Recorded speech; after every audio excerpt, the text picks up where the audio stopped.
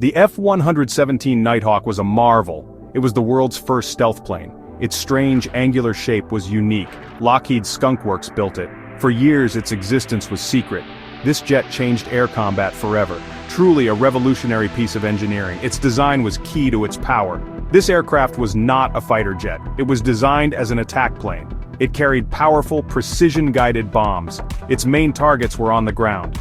The F-117 had no guns for defense. It relied entirely on being unseen. Its mission was surgical and precise.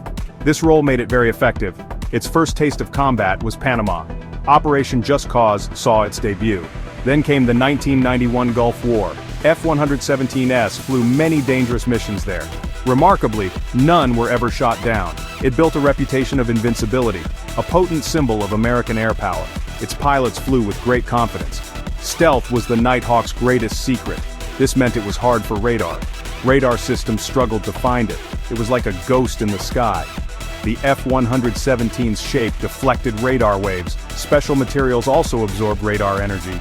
This made it incredibly special. Its main protection was its quiet invisibility. The date was March 27, 1999. War raged in the former Yugoslavia. NATO aircraft were bombing Serbia. This was part of Operation Allied Force. It was a period of high tension. The skies over Serbia were dangerous. The conflict was bitter and escalating.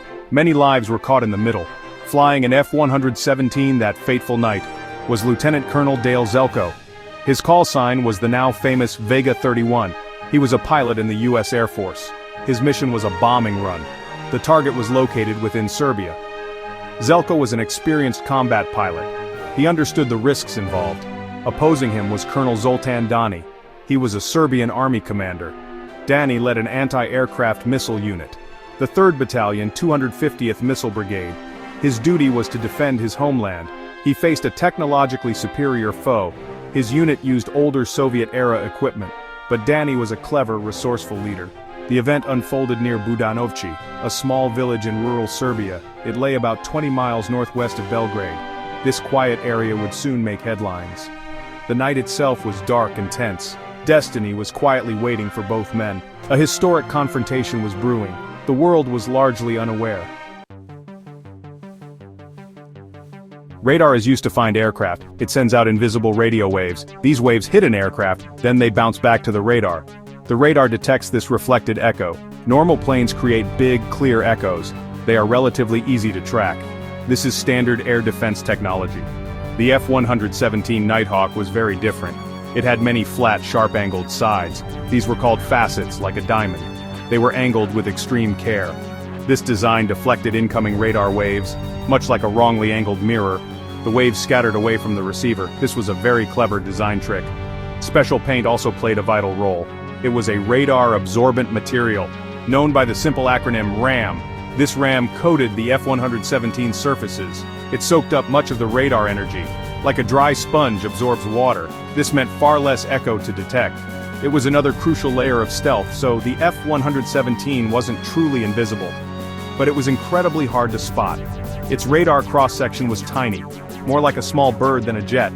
This gave it the element of surprise. It often flew missions totally undetected. This was its greatest operational strength. Its survival depended on this silence. The Serbians used older missile systems. Their main weapon was the S-125 Niva. NATO forces called it the SA-3 Goa. This system dated back to the 1950s, and honestly it was not seen as a top threat, especially not to modern stealth aircraft. But Colonel Dani was a smart commander. He understood his equipment's capabilities. Dani had developed innovative new tactics, and his missile unit learned to move fast. They could set up, fire, and relocate, all within a swift 90 minutes.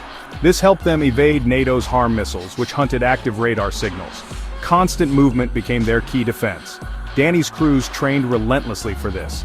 They also used their radar very sparingly, emitting only very short bursts of energy, sometimes for just 20 seconds at a time. This made it harder for NATO to find them. They also relied on human intelligence. Spotters watched for aircraft movements. Old-fashioned landline phones were used to share information quietly and securely. An older, long-wavelength radar was used as well. This was the P-18, or Spoon Rest D. It could sometimes give a faint hint that a stealth aircraft might be nearby. It wasn't accurate enough for targeting, but it served as a good initial clue. Colonel Danny used every tool available, even the seemingly outdated ones.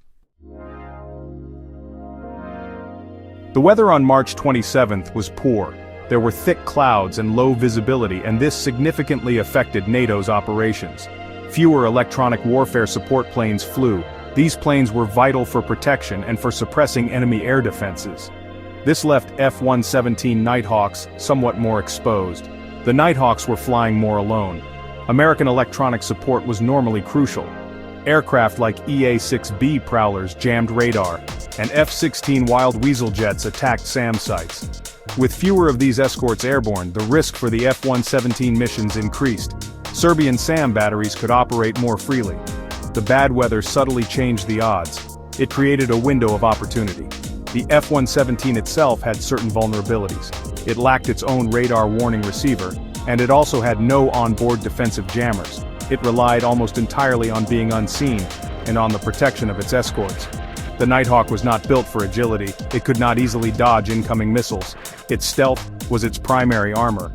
A critical moment of vulnerability existed. This was when its bomb bay doors opened to release its weapons. It temporarily altered the jet's shape, and this could make it briefly more visible, a slightly larger blip on enemy radar. This was a known, calculated operational risk. A fleeting chance for a watchful enemy. Colonel Donnie and his unit were vigilant, tracking NATO flights and suspecting F-117s used predictable routes. That night, Danny made a risky decision. He ordered a third, longer radar burst. Suddenly, Vega 31, Zelko's F-117 appeared faintly at 13 kilometers. Its stealth was momentarily compromised. This was the critical moment. Danny gave the order. 2 SA-3 missiles roared into the night sky. A fiery explosion lit the sky. The invincible F-117 was fatally hit. Lieutenant Colonel Zelko parachuted into the dark Serbian night. Dale Zelko ejected from his jet and landed deep in enemy territory. He hid and sent a distress signal, waiting through a tense night. U.S. rescue teams received his call and launched a daring mission. Zelko was rescued, but the world was stunned. The invisible F-117 had been shot down. For Serbia, it was a huge morale boost. For NATO, a sobering shock. The myth of invincibility was broken. Stealth was not perfect. Years later, Zelko and Danny met and became friends.